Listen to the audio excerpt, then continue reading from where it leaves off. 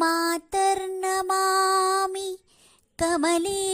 कमलयताक्षि श्रीविष्णुवृत्कमलवासिनी विश्वमातः क्षीरोधजे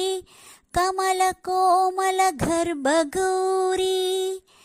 लक्ष्मीं प्रसीद सततं नमतां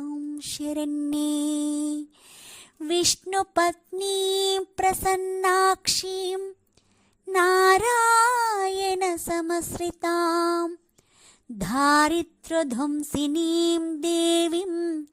सर्वोपद्रववारिणीं नवदुर्गां महाकालीं ब्रह्मविष्णुशिवात्मकां